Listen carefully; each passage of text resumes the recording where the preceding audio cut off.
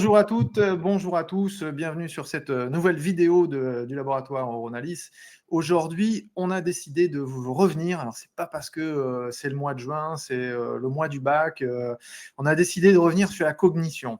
On a décidé de revenir sur voilà cette mode des éléments nootropiques. Et donc, Bruno, est-ce que tu peux nous en parler un petit peu? On va parler surtout de l'acétylcholine, puisque c'est ça qui nous intéresse aujourd'hui. Mais est-ce que déjà, tu peux nous dépeindre un petit tableau des neuromédiateurs qui touchent le cognitif?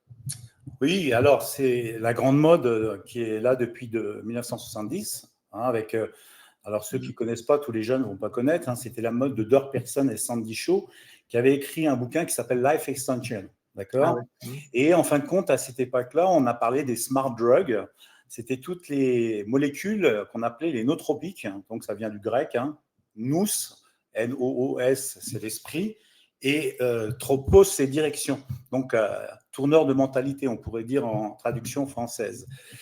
Donc, tout ce mouvement est apparu dans ces années 70, et puis ça a été aussi une effervescence en Europe, puisque les boîtes de nuit avaient aussi tous ces smart drugs, c'était des molécules pour optimiser le cerveau. Bon, c'est un terme qui est quand même assez flou, mais qui comprend des suppléments alimentaires, des médicaments, des drogues, des plantes, toutes sortes de substances qui ont pour le but d'augmenter la capacité du cerveau, toutes les fonctions cognitives, qu'est-ce que soit la capacité de mémorisation, à long terme et à court terme, les capacités d'apprentissage, de concentration et de vigilance. Alors, il y a eu un film dans les années 95 qui était sorti, je ne sais pas si tu l'as vu, ça s'appelle Limitless. Ouais, très bien. Voilà, donc il y avait une molécule où le type prenait de la NTZ, je ne sais pas quoi, avec un nom un peu bizarre. Tout ça, c'était pour augmenter sa créativité, la motivation. C'était donc ce héros cinématographique, développer son cerveau pour être performant. Et d'ailleurs, il y avait Robert De Niro, qui était le directeur de Wall Street, et qui l'avait embauché parce que ça fonctionnait bien là-haut. Mais ça, c'est qu'un mythe, puisqu'en réalité, malheureusement, la réalité, c'est pas la fiction, puisque beaucoup de personnes vont utiliser des produits, des drogues, souvent qui sont la cocaïne, la méthamphétamine, la nicotine, et on sait les dégâts que ça fait. Et en plus, il faut savoir que le cerveau, c'est vraiment un monstre d'adaptation. C'est-à-dire, plus tu le stimules, plus il va créer des voies inhibitrices. Plus tu l'inhibes, et va stimuler des voies, on va dire, excitatrices.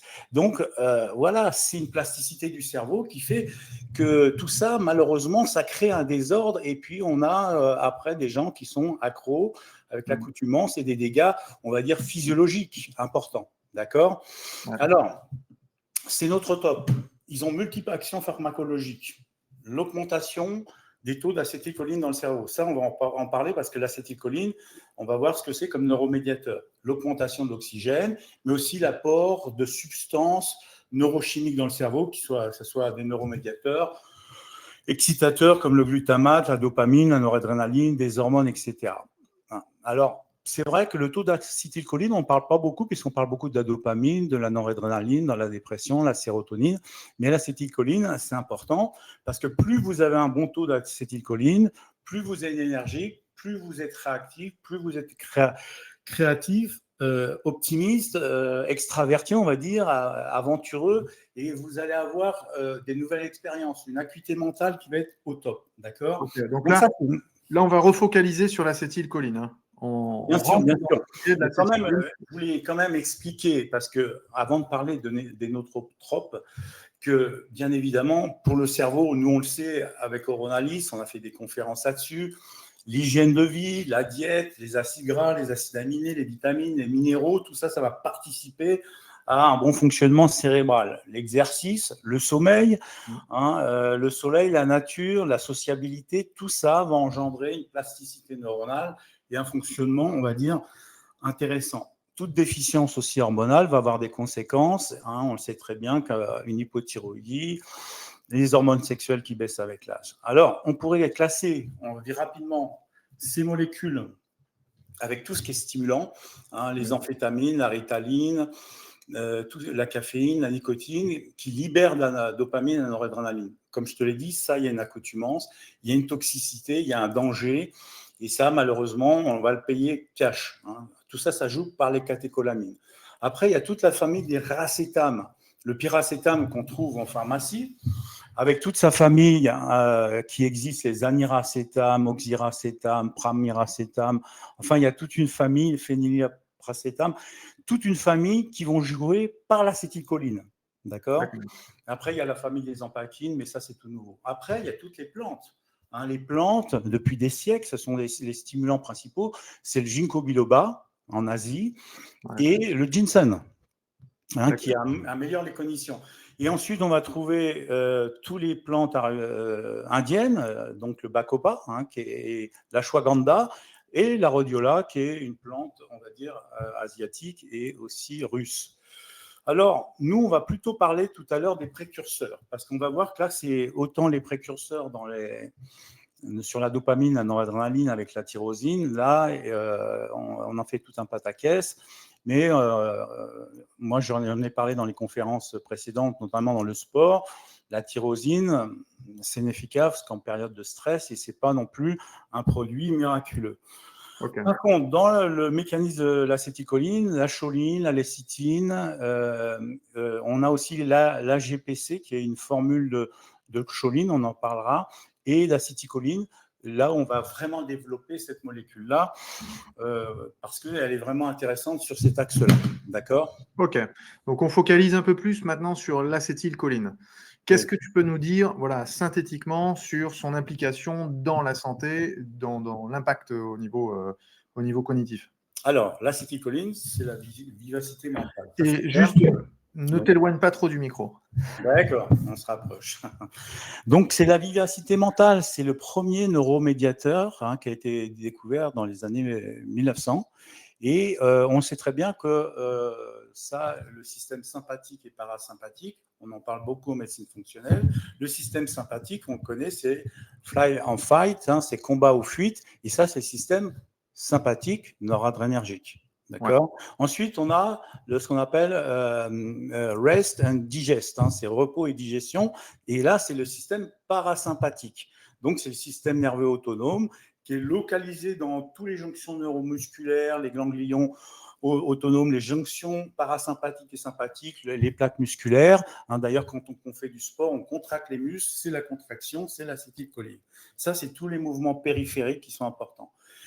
Tout ce qui est contraction musculaire, la respiration, la favorisation de la digestion, le péristatisme, donc là c'est important, la santé des vaisseaux sanguins, les sécrétions, on va dire, corporelles, le ralentissement du rythme cardiaque, quand on est en bradycardie par exemple, c'est le système acétylcholine. Quand on a beaucoup de noradrénaline, c'est plutôt le cœur qui bat très vite.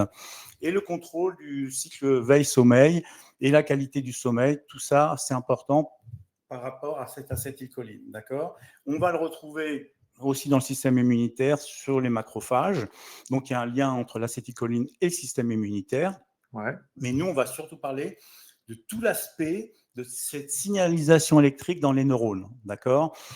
L'implication dans la mémoire, l'apprentissage, la cognition, la mémorisation, la créativité sont vraiment on va dire la quintessence de cette acétylcholine cérébrale et neuronale, d'accord ? Donc, c'est la mémoire à long terme, toutes les différentes phases de mémoire, à la fois la formation, la consolidation de la mémoire, comme j'ai expliqué tout à l'heure, court et le moyen terme, et long terme, ça c'est important. Donc, c'est toute la plasticité synaptique aussi, et corticale, donc transmission aussi du glutamate, des connexions synaptiques. Donc tous ces neurones-là, on va dire, sont vraiment importants pour avoir travaillé intellectuellement. Ça, on le comprend.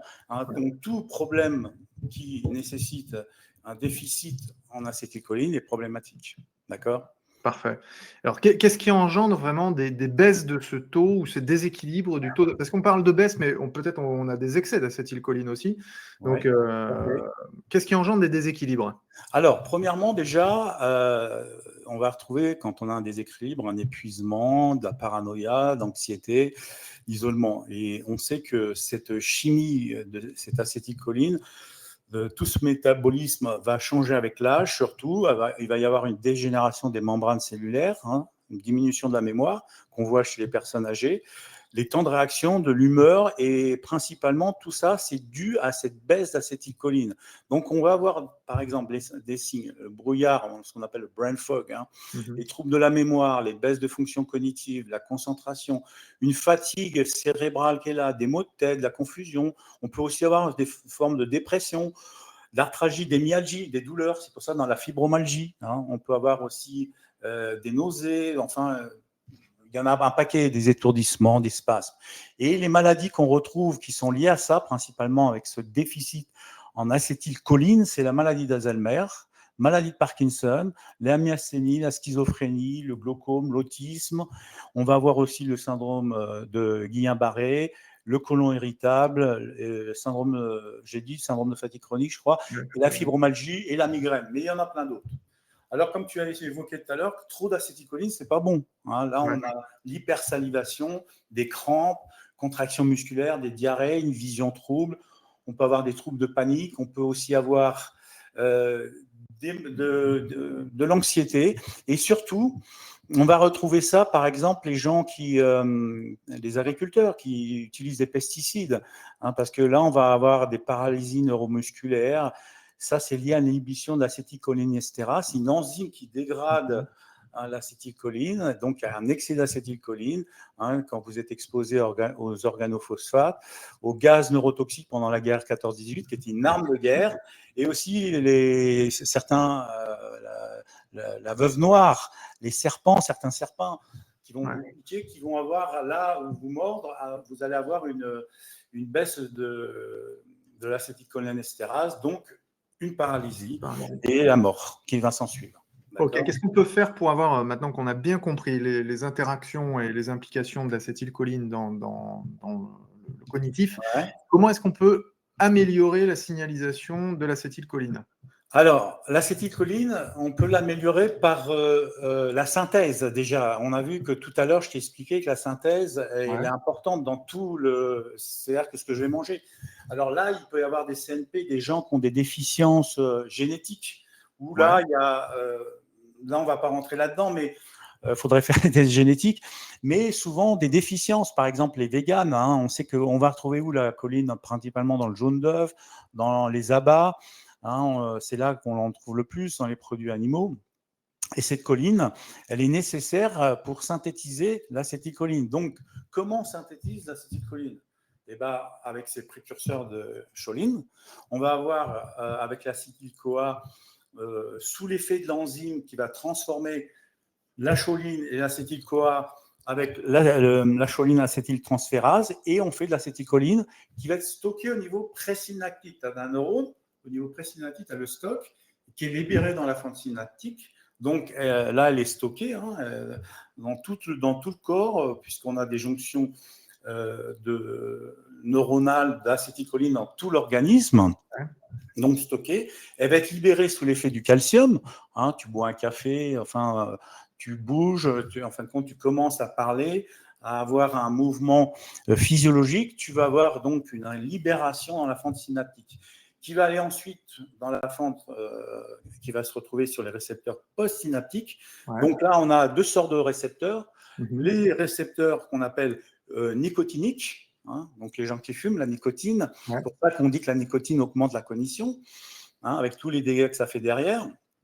Donc tout ça, ça va activer les muscles squelettiques aussi. C'est pour ça que tu as des joueurs de la NBA qui mâchent des Nicorette, hein, avec tous les effets malheureusement que ça engendre. Et les récepteurs muscariniques qui sont un peu partout dans le cœur, le tube digestif, pour digérer les glandes, certaines zones du cerveau, hein, qui sont des récepteurs beaucoup plus adaptés pour le système nerveux autonome qu'on a évoqué tout à l'heure. D'accord. Donc là, on a parlé de la choline. Voilà. C'est-à-dire que j'ai parlé de la synthèse, hein, jusqu'au stockage de l'acétylcholine, enfin la libération, les récepteurs sur tout l'organisme, c'est ubiquitaire, et ensuite elle est dégradée dans la fente synaptique quand il y en a un excès, grâce avec une enzyme qu'on appelle acétylcholinesterase, qui dégrade l'excès. C'est un peu comme la MAO, hein, la monooxydase, qui dégrade quand il y a un excès de dopamine ou de noradrénaline. Hein, qui est là pour justement diminuer l'excès d'acétylcholine. D'ailleurs, il faut savoir que dans la maladie d'Alzheimer, on utilise des médicaments, bon, avec peu de succès, parce qu'on a vu que la maladie d'Alzheimer, en fin de compte, c'est multifactoriel, mais on travaille avec la tacrine, un médicament, qui est un inhibiteur d'acétylcholinestérase. Et on a un produit naturel aussi qui s'appelle l'huperzine, qui est une plante chinoise, qui peut aussi améliorer la cognition. Mais moi, j'aime pas jouer avec ces enzymes-là parce qu'il y a souvent des excès et il y a un risque de toute façon de diminution de synthèse aussi. Donc, L'adaptation. exactement. Et ensuite, une fois que tout ça s'est recyclé en choline et en acétyl, donc ça, c'est à peu près le mécanisme, on va dire grosso modo, de cette synthèse jusqu'à la libération, enfin synthèse, stockage, libération, action sur les, comment dire, les récepteurs. Et voilà, là, on a toute l'activité de cette acétylcholine dans l'organisme. Ok, impeccable. Alors, tu as évoqué un terme qui était le précurseur fondamental, c'était la choline, que tu t'appelles choline, mais on peut l'appeler la choline aussi. Ouais. Est-ce que tu peux nous parler justement un peu plus spécifiquement de cette forme particulière de CDP-choline ou de citicholine? Parce que ça, c'est quand même un truc, voilà, s'il y a une chose à retenir, est-ce qu'on peut utiliser un autotrope safe, on va dire, sain, sans faire des dégâts? Alors, pourquoi j'aime bien la CDP-choline? Alors moi, personnellement, j'en prends pas parce que j'ai trop d'acétylcholine. Par rapport, il y a toujours un équilibre entre l'acétylcholine et dopamine. Pas assez de dopamine, trop d'acétylcholine. Mais il y a énormément de gens qui ont ce déficit d'acétylcholine pour des raisons qu'on a vues, CNP, génétique, nutritionnelle et environnementale, etc. Donc, puis en vieillissant, malheureusement, et puis le stress qui fait qu'on a une déplétion d'acétylcholine. Donc, la CDP-choline, c'est quoi? C'est la cystine diphosphate choline. C'est une forme plus puissante de choline, mais qui est quand même une source naturelle, puisqu'elle est transformée aussi dans ton corps. Il y a aussi, la choline peut faire de la CDP-choline, qui est, on va dire, beaucoup plus stable et beaucoup plus intéressante.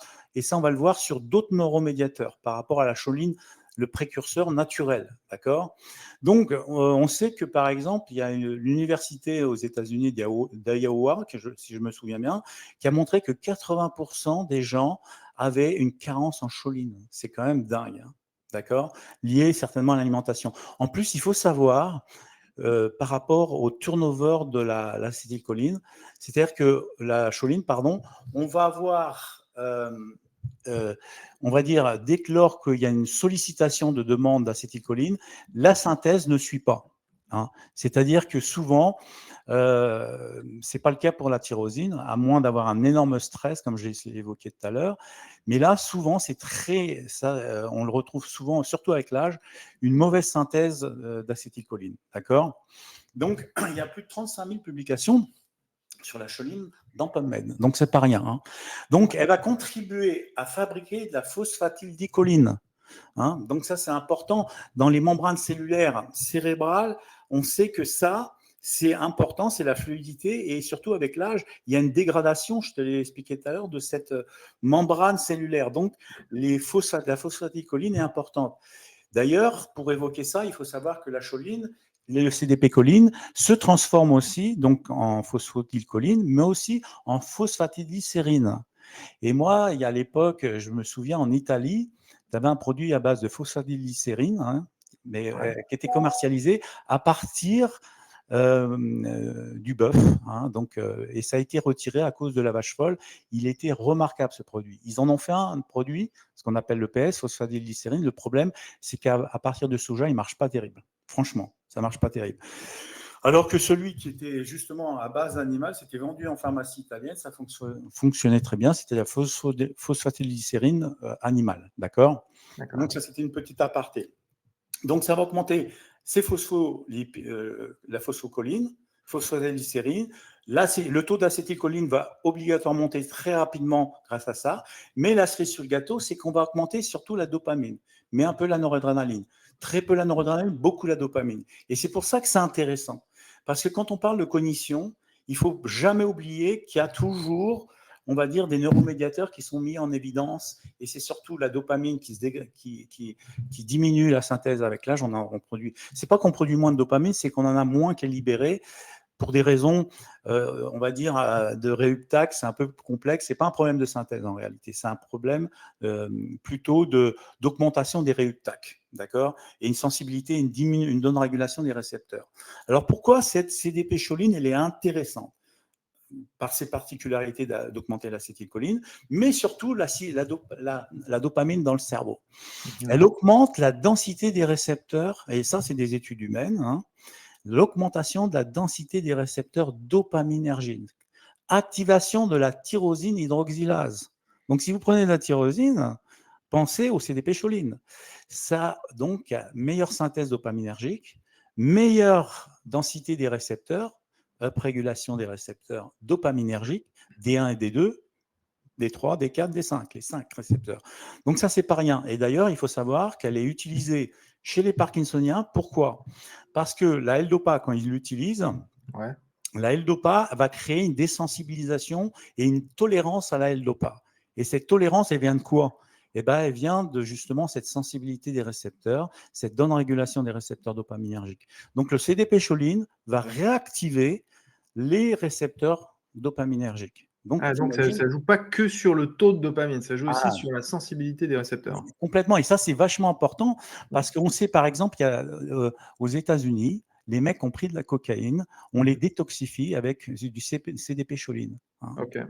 Ça leur permet justement de retrouver un nombre de récepteurs dopaminergiques.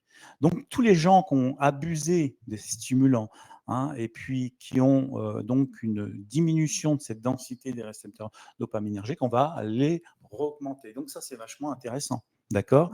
Et la cerise sur le gâteau, ça a un effet neuroprotecteur parce qu'il faut savoir que la L-Dopa crée ce qu'on appelle la 6-hydroxydopamine qui crée un stress oxydatif très, très violent sur les neurones dopaminergiques et qui finissent de détruire les cellules dopaminergiques.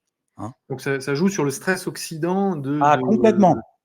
Et il faut savoir que le 6-hydroxydopamine augmente sous l'effet des stimulants, mais aussi avec l'âge. Donc là, c'est vraiment intéressant.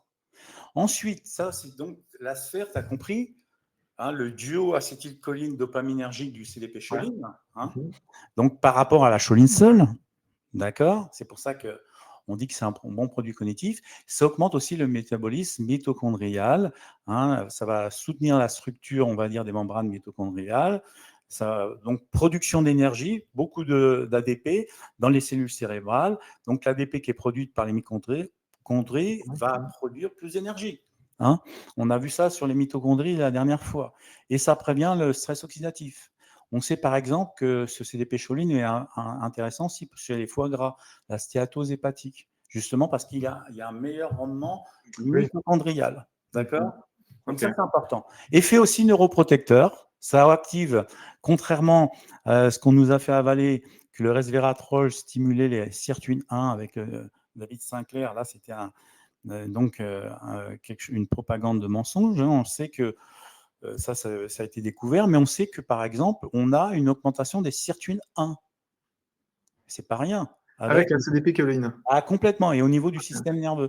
Et en même temps, on va voir tout un travail avec une enzyme qui s'appelle l'enzyme alpha-sécrétase, hein, qui est le précurseur de l'amyloïde.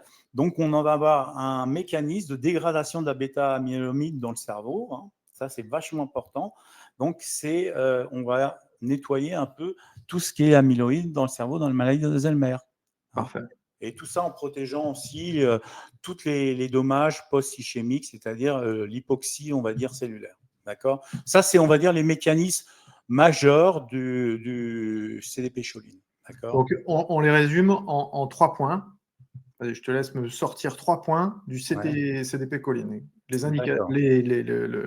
L'intérêt du CDP-choline. Alors, synthèse d'acétylcholine, c'est-à-dire qu'on a un plus produit d'acétylcholine. Voilà. Deuxièmement, on va avoir les phospholipides, phosphocholine qui est augmenté, c'est-à-dire tout ce qui est membrane, phosphatidylglycérine, hein, ces mécanismes au niveau cognitif qui sont vachement importants au niveau des membranes cellulaires et aussi de la cognition, d'accord, par ces produits même, c'est-à-dire sans que ça soit transformé en acétylcholine, ils ont cet effet-là déjà au niveau cognitif. Ça, c'est le deuxième point. Voilà. Ensuite, l'effet dopaminergique. Donc ça, c'est vraiment important puisqu'on va avoir là une augmentation de la densité des récepteurs, une augmentation, on va dire, de la tyrosine hydroxylase, j'en ai parlé tout à l'heure, mais aussi, on va avoir, j'ai lu quelques études aussi, ça a un effet Ritalin-like, c'est-à-dire ça bloque un peu le réuptake, donc on a une meilleure synthèse, une meilleure, on va dire, libération postsynaptique de dopamine,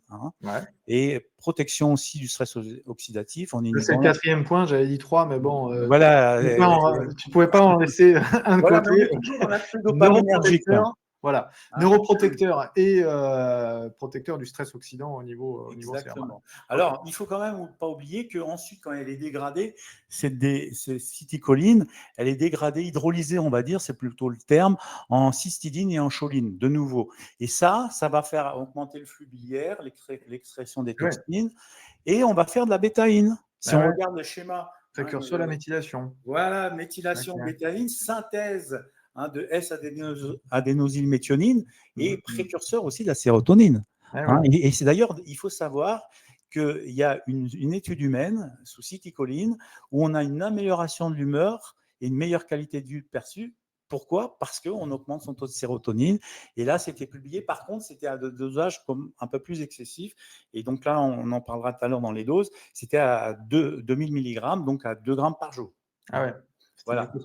Ensuite, il faut savoir que cystidine, c'est un composant d'acide ribonucléique, donc elle intervient dans le codage, le décodage, l'expression des gènes, et elle va être convertie en uridine. Alors, je ne sais pas si tu as entendu parler de l'uridine, mais l'uridine, elle est vachement importante.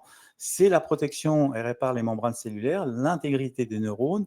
Et il faut savoir, cette uridine, elle répare et reconstruit, rapprovisionne les composants nécessaires, la réparation des neurones, une meilleure signalisation optimale des neurones et favorise la mémoire, l'apprentissage, la cognition et la mémorisation. Et il faut savoir que l'uridine, c'est celle qui active les récepteurs. D'ailleurs, les gens qui prenaient de l'uridine, c'était pour réactiver dans ces classes des gens neurotropes qui utilisent ces smart drugs, l'uridine a été utilisée pour augmenter justement, up-réguler les récepteurs dopaminergiques. Donc tout s'explique. Ok. Voilà. Ok, très, très, très intéressant. Donc, le fait de recycler cette citicoline en choline et donc de booster aussi les fonctions de méthylation. Juste, alors, pour finir, les indications concrètes, dans quel cas tu utiliserais de la citicoline? Il faut savoir que déjà, c'est pléotrope, c'est capable de. C'est tous les gens qui ont un déclin cognitif, on peut l'utiliser. Dès l'instant qu'on commence à perdre ses clés trop souvent, qu'on veut performer naturellement, qu'on a un travail intellectuel, on peut penser aux pilotes d'avion, on peut penser aux gens qui travaillent sur des programmes, des ordinateurs, ceux qui ont une vie intellectuelle assez intense. Donc, elle est vraiment intéressante. Il faut savoir que les neurologues l'utilisent dans la maladie de Parkinson, d'Alzheimer, mais aussi dans la démence, mais aussi dans tous les traumatismes crâniens. Elle est vendue en Italie, d'ailleurs, en injection pour les traumatismes crâniens. Dans la récupération. Oui, suite à des AVC, etc. Donc, tout ça, ça joue. C'est pour ceux qui ont eu des problèmes post-Covid, par exemple. Exactement. Alors, on pourrait dire, il y a des centaines d'études, améliore la cognition, la mémoire, le temps de réaction, la concentration, l'attention, l'apprentissage. On peut avoir aussi des effets sur le TADA. Il y a des études, si tu tapes citicoline et TADA. Pourquoi? Justement parce que ça augmente les résultats scolaires chez ces élèves-là. On l'a vu dans certaines études. On va améliorer toutes les performances cognitives, la mémoire liée à la maladie d'Alzheimer ou de Parkinson. On va synthétiser, comme j'ai dit, l'acétylcholine, la dopamine. On va avoir un meilleur flux sanguin et on va aussi avoir des effets sur les accidents vasculaires cérébraux. C'est vachement important. Et ça restaure aussi l'activité de l'ATP mitochondrial et aussi ce qu'on appelle la pompe Na potassium dans les syndromes de fatigue chronique. Donc vraiment, elle est vraiment intéressante. À tout point de vue, elle a très peu d'effets secondaires, dès lors qu'on est dans les bons dosages. Alors, justement, Ouais, Parlons-en. ouais. Combien tu utiliserais de Alors, choline? Alors, si tu veux, plus tu es jeune, plus je Ouais, dirais qu'il faut rester dans des dosages entre 250 mg et 500 donc mg, faible. OK. des doses faibles, pour pas éviter justement cet excès d'acétylcholine. D'accord. En vieillissant, on peut monter entre des dosages entre 500 et 1 gramme, et surtout dans les maladies neurodégénératives, les démences, les accidents vasculaires, etc. C'est les dosages entre 500 mg et 1 gramme par jour. OK. Et comme j'ai C'est dit gros là, dose. de façon anecdotique, il faut savoir que c'est quand même rare une dépression euh, euh, d'acétylcholine, d'avoir de la dépression, mais ça peut exister. Et là, on est à des doses de 2 grammes. Mais je dirais que c'est surtout, à mon avis, lié à cet effet dopaminergique. Hein, d'accord. Ouais, ouais. Puisqu'on a très peu, on n'a plus d'antidépresseurs dans le Vidal dopaminergiques. Hein, ils ont été enlevés. Hein. Donc, on a là une molécule, je dirais, dans le top 3, dans le top 3 des meilleures molécules au niveau Neurotropique. cognitif. Ouais. D'accord. Alors, il faut savoir aussi, ce qui est intéressant, c'est que la choline peut augmenter le TMAO. Hein, on l'a vu, OK. ça ne fait pas forcément bon. Non? Le CDP-choline, non. L'acétylcholine, non. Par contre, il y a une autre molécule qui est le GPC, qui est aussi vendu, qui est une forme de choline qui augmente très largement le DMAO. Ouais. DMAO, donc ça, c'est intestinal, et ça, c'est pas bon, c'est pas très bon. Donc, avec le citicoline, on a cet avantage de ne pas augmenter justement. Ça, c'est euh, important. ouais, bah oui, on peut avoir de l'artérosclérose à cause de Ah ouais. ça. Hein, d'accord. Très, très important. Donc, OK. ça, c'est important à évoquer. D'accord. Assez safe à utiliser. Comment alors, juste une Ouais. question personnelle, comment tu as objectivé le fait que tu avais trop d'acétylcholine, toi?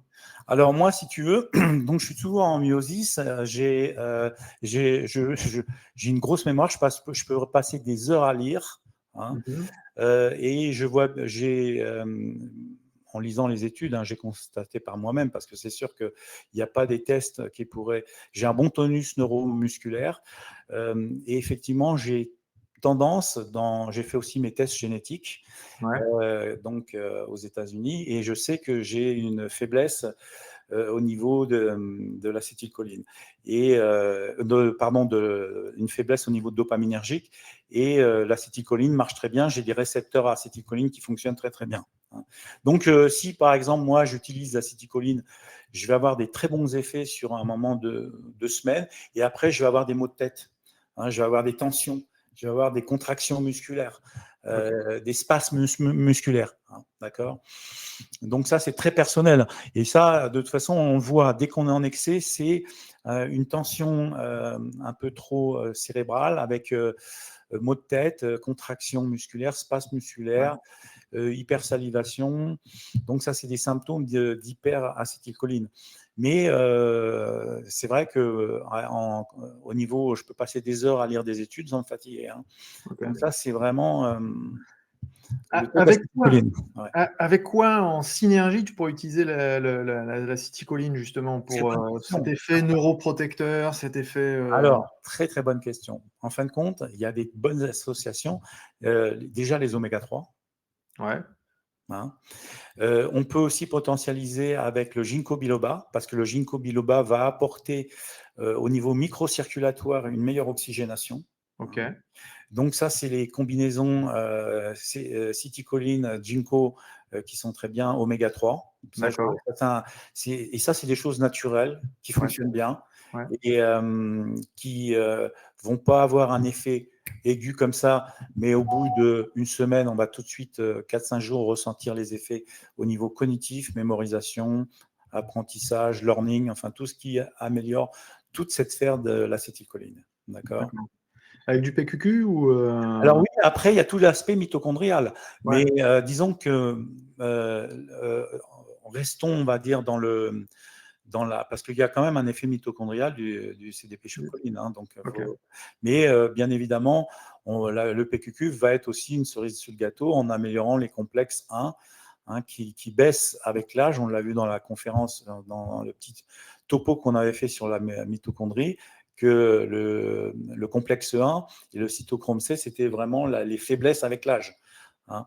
Donc le PQQ, surtout avec l'âge, et l'utilisation de cette combinaison que je viens d'évoquer, acides gras oméga 3, citicoline et ginkgo biloba, vous avez quelque chose qui tient la route et qui va avoir une bonne synergie. Parce qu'après, on peut prendre d'autres choses qui vont avoir des effets comme le rhodiola, bien évidemment. Mais moi, je ne suis pas pour les formules trop sophistiquées parce qu'on ne sait plus où on va. Hein. Et parfois, c'est un peu notre logique chez Oronalis, d'être assez unitaire, de ne pas partir dans tous les sens, de ne pas mettre 50 trucs. Voilà.